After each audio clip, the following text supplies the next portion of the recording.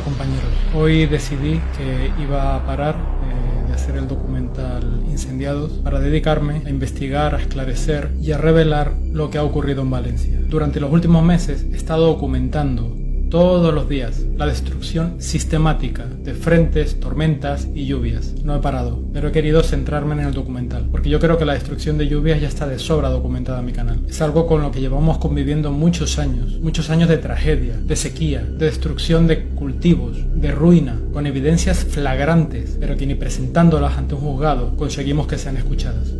Ningún partido, ni influencer salvapatrias está denunciando esto, porque es un tema tabú. Sin embargo, irónicamente es el tema más importante del que podemos hablar. Esto supera con creces cualquier otro problema que tenga la humanidad y su futuro. Probablemente más de 100 personas han sido brutalmente asesinadas. Voy a explicar lo que yo creo que ha ocurrido en Valencia.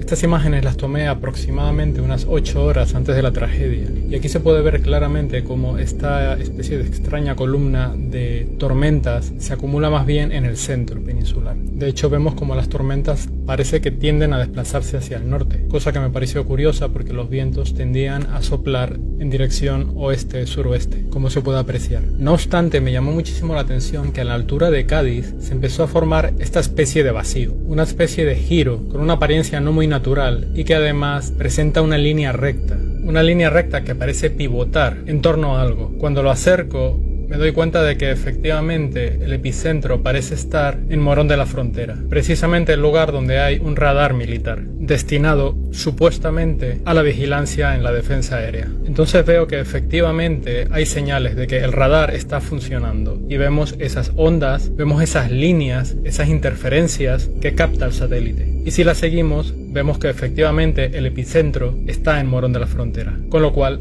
es el radar. Y además vemos claramente cómo las nubes parece que se cortan, se retienen, se bloquean al llegar a la zona de influencia del radar y comienzan a bajar hasta Marruecos, bordeando, describiendo un giro para luego subir en dirección a Valencia precisamente. De hecho, aquí se ve claramente cómo el viento dominante va en dirección suroeste y cuando llega al Atlántico es absorbido por el ciclón, terminando precisamente en esa zona de Cádiz, de Morón de la Frontera, para luego acabar subiendo en dirección Valencia. Hay que destacar aquí también la colaboración por parte de Marruecos con sus radares para empujar esas corrientes, esas nubes hacia arriba.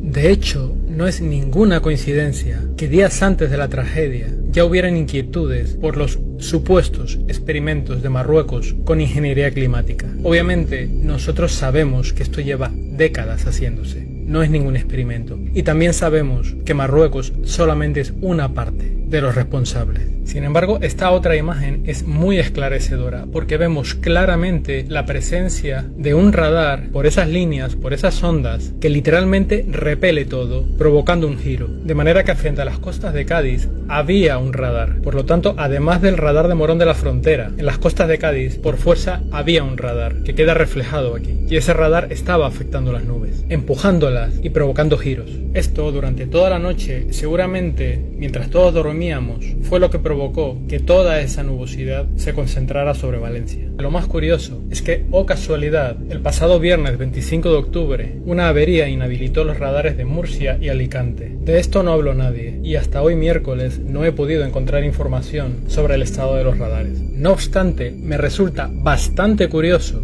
que a esa dana provocada, alimentada con el ciclón y literalmente influenciada por el radar de Morón de la Frontera y por ese radar de la costa de Cádiz, los únicos radares que la podrían haber interferido serían precisamente los radares de Murcia y Alicante, precisamente los dos que se estropearon casualmente el pasado viernes. Pero aquí la cosa se pone más enrevesada porque un conocido agricultor, el Payeter, el pasado viernes avisó que el radar de Valencia no funcionaba, ya que según AEMET había recibido el impacto de un rayo. Sin embargo, AEMET recientemente dijo que en realidad habían conseguido encenderlo justo antes de la dana gracias a un sistema de alimentación alternativo. Los verificadores de datos se echaron encima del Payeter diciendo que eso era un bulo, porque en el momento antes justo de la dana el radar fue encendido, supuestamente. Por supuesto no nos creemos nada que venga de AEMET. Sin embargo, sí que es verdad que el radar de Valencia estuvo casi un año apagado hasta momentos antes de la dana, ya que según AEMET solo lo encienden cuando hay una emergencia. Así que no hubo ningún bulo. Los verificadores verificadores de datos mintieron. El Payeter lo único que dijo es que a fecha del viernes y a 2 días para la Dana, el radar no funcionaba, con lo cual dijo la verdad. De manera que si todo esto es correcto, tenemos que hay una línea recta que va desde Cádiz hasta Valencia, empujando todas esas nubes y que no se encuentra con ningún obstáculo, ya que los 3 radares con los que se habría encontrado no funcionaban durante los días previos, radares de Murcia, Alicante y Valencia. Me parece como mínimo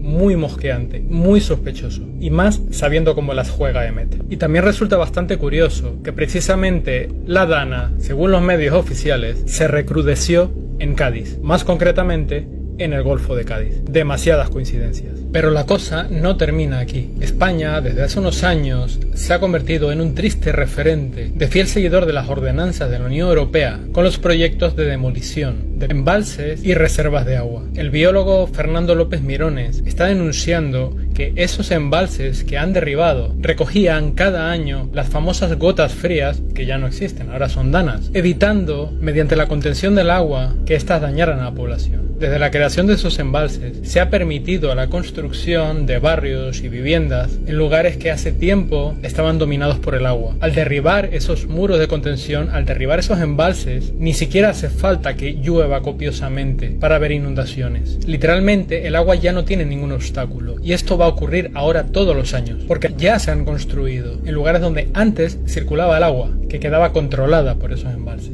Detrás de todo este fenómeno hay una importante ingeniería social. Es muy fácil comprobar que hasta el año 2001 ni siquiera se conocía el concepto de Dana, solo se conocía la gota fría. Sin embargo, según fueron pasando los años, la EMET comenzó a popularizar el término de Dana para actualmente a cada lluvia llamarla Dana. De hecho, ya no se hablan de lluvias, se habla de danas, y siempre son amenazantes. Siempre hay riesgo de lluvia. Ahora la lluvia es un riesgo, un enemigo, un peligro. Pero hay algo más. Rafael Álvarez de Jaime dijo: qué casualidad que las regiones más afectadas, Alicante, Valencia y Murcia, sean conocidas por su producción agraria. Qué casualidad que los agricultores de esas regiones se estuvieran quejando de que sus productos tenían competencia desleal de cierto país vecino.